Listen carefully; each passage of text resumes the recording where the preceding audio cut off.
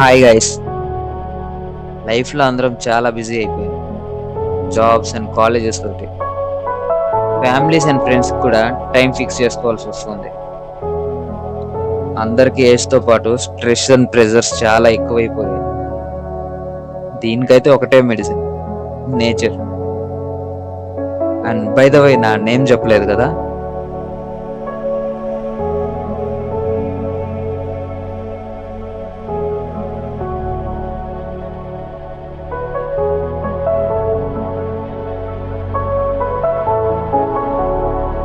ఈరోజు నా ఫ్రెండ్స్తో ట్రెక్కింగ్కి వెళ్తున్నాను.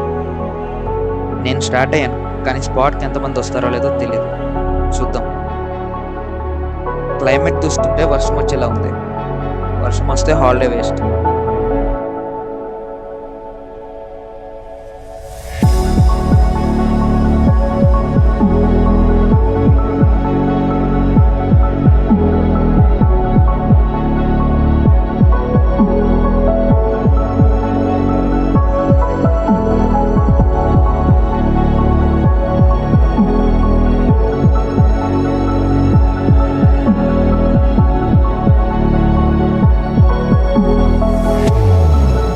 ఇంక స్టార్ట్ చేద్దాం.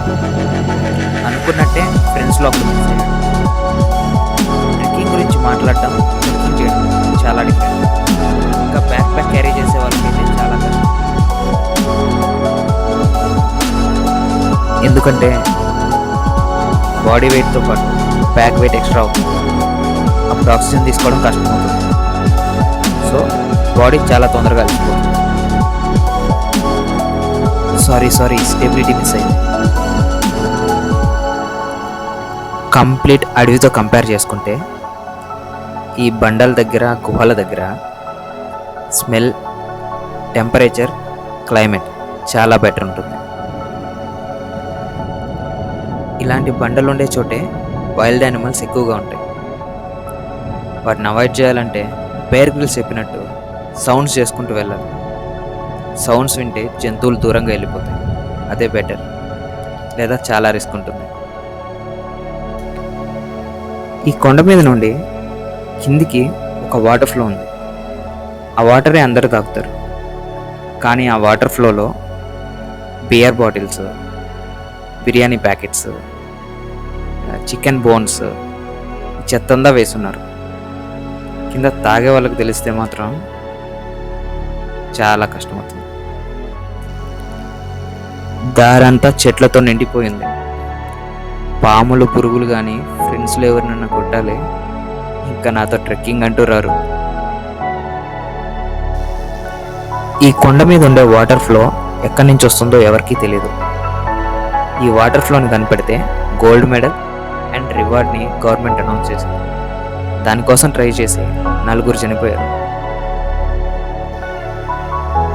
కానీ ఇప్పటికీ ఆ వాటర్ ఎక్కడి నుంచి వస్తుందో ఎవరికీ తెలియదు. ఇప్పుడు మేము ట్రెక్ చేస్తున్న కొండ ఉదయగిరి. ఉదయగిరి ఎందుకు ట్రెక్ చేస్తున్నామంటే free of cost and completely safe. ఫోటోషూట్స్కి అండ్ షార్ట్ ఫిల్మ్స్కి ఇది బెస్ట్ ప్లేస్. అండ్ పర్మిషన్స్ మనం ఎవరి దగ్గర తీసుకోవాల్సిన అవసరమే ఉండదు. తర్వాత నేచర్ బెస్ట్ స్పాట్. ఇక్కడ నేచర్ని ఎంజాయ్ చేయాలంటే ఉదయగిరి బెస్ట్ ట్రెక్.